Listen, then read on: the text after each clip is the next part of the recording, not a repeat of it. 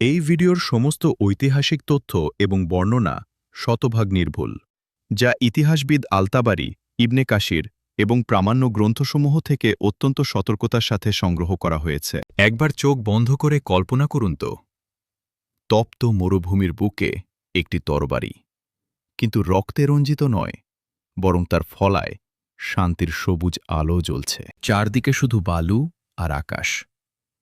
কোনো যুদ্ধের অস্ত্র নেই, শুধু কোরবানির উট আর একদল মুসলিম যারা মক্কায় আল্লাহর ঘর তাওয়াফ করতে চায়। কিন্তু পথ আটকে দাঁড়িয়েছে কুরাইশের বিশাল সেনাবাহিনী। তারা ভাবছে, এরা এসেছে যুদ্ধ করতে। কি ঘটেছিল সেই হুদায়বিয়ার ময়দানে? কেন এই চুক্তিকে আল্লাহ নিজে ফাতহাম মুবিনা, সুস্পষ্ট বিজয় বলে ঘোষণা করলেন? কেন এই সন্ধি মক্কা বিজয়ের প্রথম সোপান হয়ে উঠল? আজকের এই অত্যন্ত দীর্ঘ এবং হৃদয়স্পর্শী ডকুমেন্টারিতে আমরা উন্মোচন করব হুদায়বিয়ার সেই অলৌকিক সন্ধির সম্পূর্ণ রহস্যময় কাহিনী। তবে এই পবিত্র ইতিহাসে প্রবেশের আগে একটি অনুরোধ।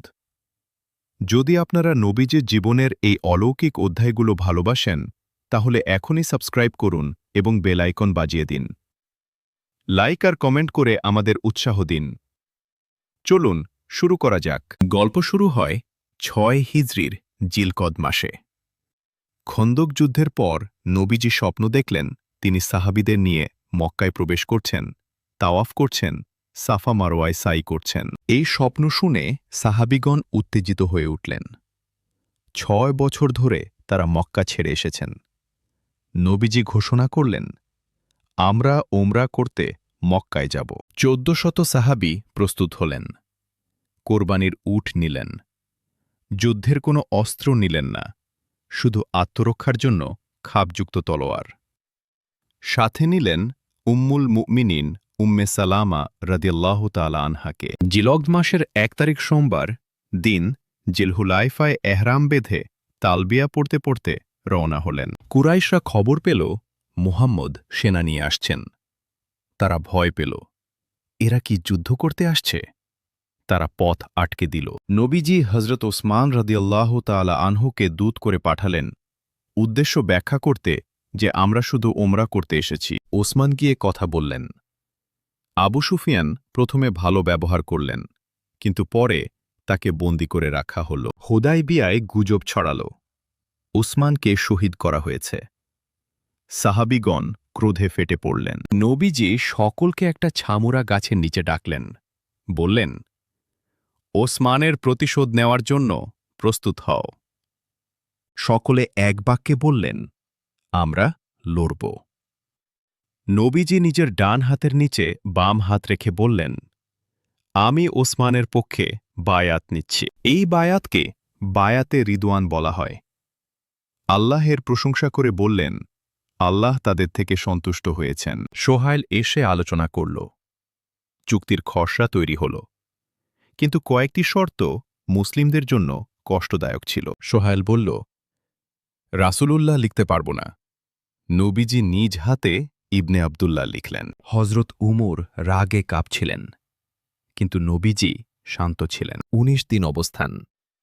পানি শেষ হয়ে গেল। সাহাবীগণ কষ্ট পাচ্ছিলেন। নবীজি লোটার উপর হাত রাখলেন। ৪ আঙ্গুল থেকে পানির ফোয়ারা বের হল।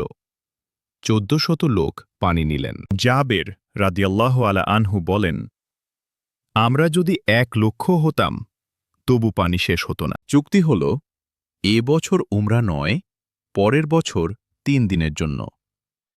মক্কা থেকে মুসলিম পালালে ফেরত দিতে হবে। কিন্তু আল্লাহ বললেন, ইন্না ফাতাহনা লাকা ফাতহাম মুবিনা, আমি তোমাকে সুস্পষ্ট বিজয় দান করেছি। বাহ্যিকভাবে পরাজয় মনে হলেও এটি ছিল মক্কা বিজয়ের দরজা খুলে দেওয়া। এই বায়াতকে আল্লাহ বললেন, আমি তাদের থেকে সন্তুষ্ট হয়েছি। যারা গাছের নিচে বায়াত করেছে, আল্লাহ তাদের থেকে সন্তুষ্ট।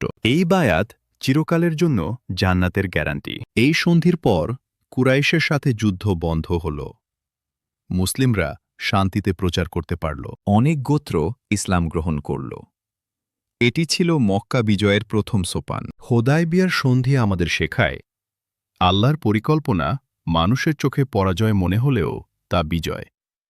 ধৈর্য এবং আনুগত্যে সাফল্য আসে। ভিডিও ভালো লাগলে লাইক, কমেন্ট এবং সাবস্ক্রাইব করুন। দেখা হবে পরবর্তী ভিডিওতে। আসসালামু আলাইকুম।